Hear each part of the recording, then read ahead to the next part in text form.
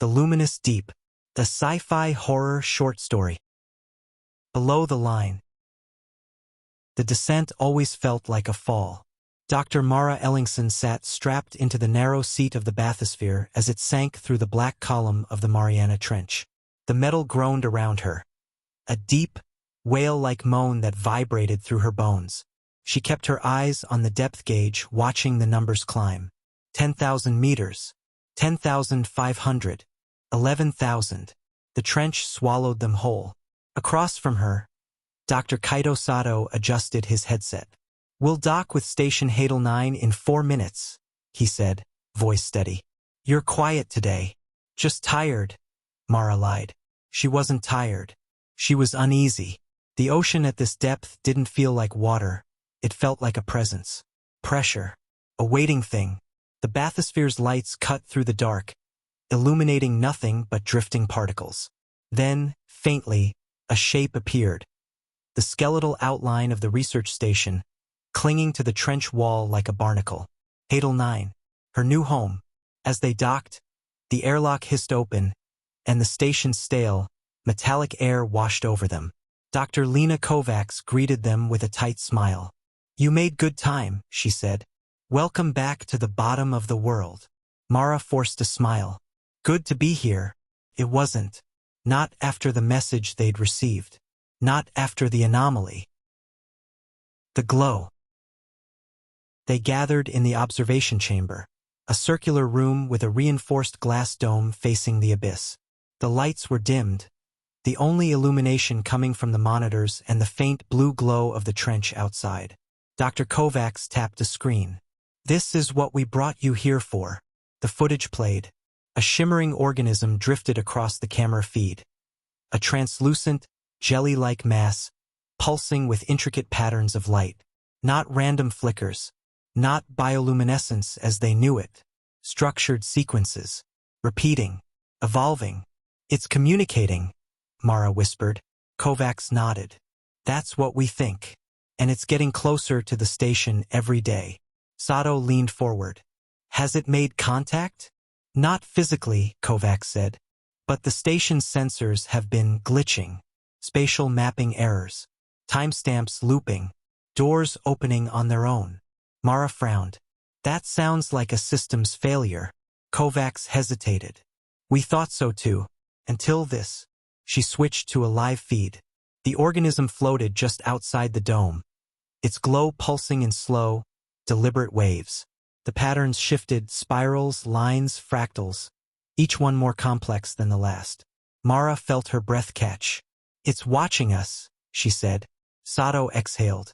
"Or studying us." Kovacs' voice dropped. "Or learning." Distortions. The first distortion happened on Mara's second night. She woke to the sound of footsteps in the corridor outside her cabin. Slow. Heavy. Not the light, hurried steps of the crew. She sat up, heart pounding. The footsteps stopped outside her door. Silence. Then a soft tapping. 3 knocks. Evenly spaced. Mara swallowed. "Who's there?" No answer. She stood, crossed the room, and opened the door. The corridor was empty, but something was wrong. The hallway stretched farther than it should. Impossibly long, the lights flickering in a slow, rhythmic pulse. She stepped out, and the floor felt soft, as if the metal had give to it. A whisper drifted through the air. Not a voice, a vibration, a hum, pattern. She turned toward the observation chamber. The glow outside the dome pulsed in perfect sync with the flickering lights. Mara backed away. The corridor snapped back to normal. Short, rigid, metallic. Her breath trembled. She wasn't imagining it. The station was changing. The first loss. They found Dr. Ruiz the next morning. Or rather, they found what was left of him. His body lay in the hydroponics bay, twisted at an impossible angle, as if he'd been folded in half. His face was frozen in a silent scream, eyes wide, pupils blown. Kovacs knelt beside him. "There's no sign of struggle, no trauma consistent with this." Sato swallowed hard. "What about the cameras?" "Glitched," Kovacs said. Static for 3 minutes. Then he was just there. Mara stared at the body, bile rising in her throat. The glow outside the station pulsed faintly, almost expectantly. Patterns. Mara threw herself into analyzing the organism's light sequences. Anything to avoid thinking about Ruiz. Hours passed. The patterns grew more intricate the longer she watched them. Sato joined her, rubbing his temples. You've been at this all day. It's changing, Mara said. Adapting. Look. She played a sequence from 2 days earlier, a simple repeating spiral. Then she played the latest recording. A complex lattice of interwoven lines, shifting faster than the eye could follow. It's accelerating, Sato murmured. Mara nodded. And I think it's responding to us. Sato frowned. How? She hesitated. I spoke to it. Sato stared. You what? Last night, when the lights flickered, I said hello, and the pattern changed. Sato exhaled sharply. Mara, you can't. The station lights flickered. Once. Twice. Then the room plunged into darkness. A soft blue glow filled the chamber. Not from the monitors. From the walls. Lines of light crawled across the metal, forming spirals, fractals, symbols. The same patterns as the organism. Mara whispered, It's inside. The loop. The power returned after 20 seconds. But something was wrong. The clocks were off by 3 hours. The internal map showed corridors that didn't exist. And the station logs repeated the same entry over and over. 314, observation chamber accessed. 314, observation chamber accessed. 314, observation chamber accessed.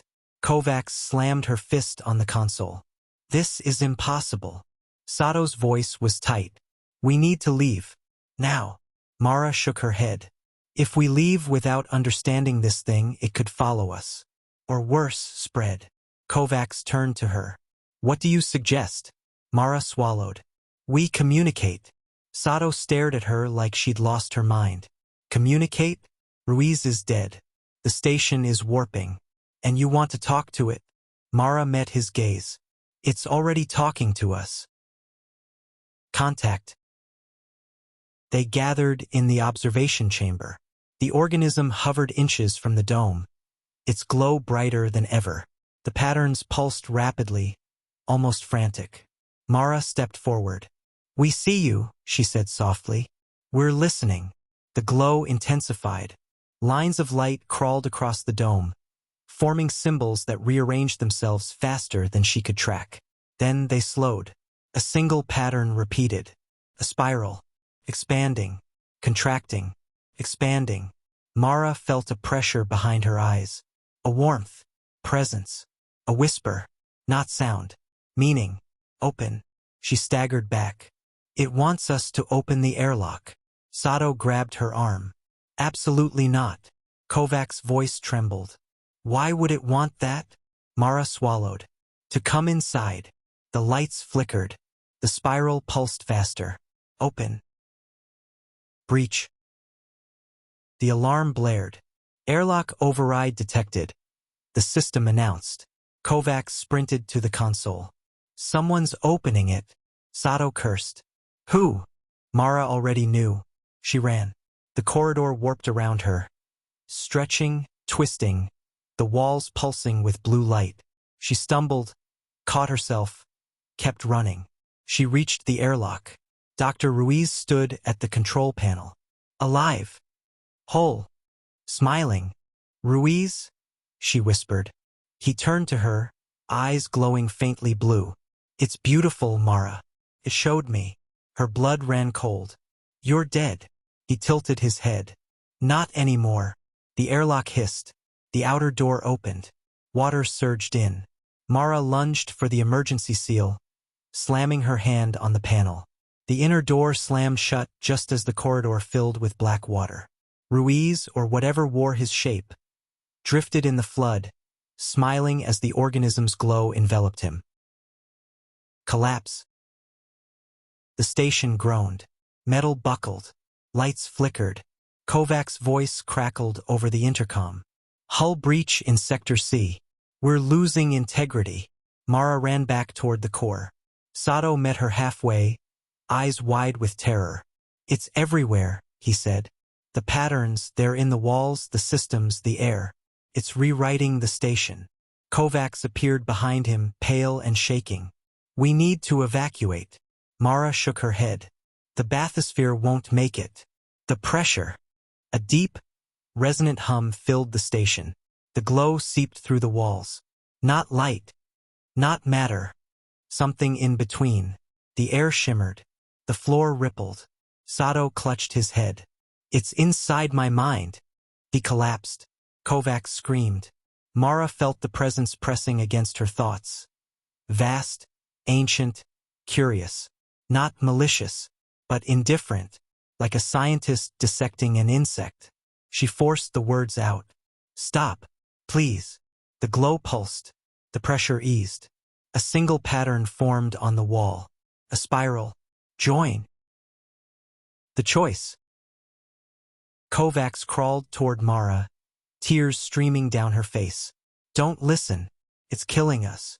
Mara shook her head. It doesn't understand death. It doesn't understand us. The organism hovered outside the dome, its glow filling the chamber with impossible light. Mara stepped forward. What do you want? She whispered. The answer wasn't words.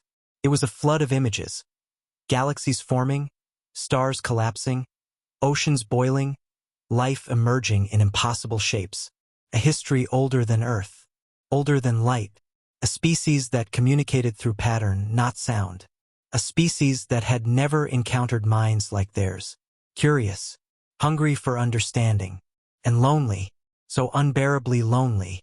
Mara's breath trembled. You're alone. The glow dimmed. A soft pulse. Yes. Kovacs sobbed. Mara, please, don't. Mara turned to her. If we fight it, we die. If we run, it follows. But if we understand it. She looked back at the organism. Maybe we survive. She reached out and touched the dome. The glow surged. The spiral expanded. And the world dissolved. The luminous deep. Mara floated in darkness. Not water. Not air. A void filled with light. Patterns swirled around her. Memories, thoughts, sensations. Not hers. The organism's. She felt its loneliness, its curiosity, its endless search for connection. She felt herself unraveling, not dying, changing, becoming. A voice, her own, but not whispered through the void. We see. We learn. We are not alone. The light faded. Aftermath. Sato woke in the bathysphere, coughing seawater from his lungs. Kovacs lay beside him, unconscious but breathing. The bathysphere's emergency ascent system had triggered. He didn't remember activating it. He didn't remember anything after the glow. The vessel broke the surface hours later. Rescue crews pulled them aboard. Where's Dr. Ellingson? Someone asked. Sato stared into the waves. The ocean glowed faintly beneath the surface. A soft, pulsing blue. A spiral. Expanding. Contracting. Expanding. He whispered. She's still down there. The glow brightened, as if answering. Epilogue. Weeks later, satellite imagery detected a new phenomenon in the Mariana Trench. A massive bioluminescent bloom, spiraling outward in perfect fractal patterns. Scientists were baffled. Governments were alarmed. But Sato knew. He stood on the deck of the research vessel, staring into the deep. Mara, he whispered. What have you become? The ocean pulsed. A soft, familiar glow. A whisper in his mind. We learn. We remember. We wait. The spiral expanded. And the deep answered.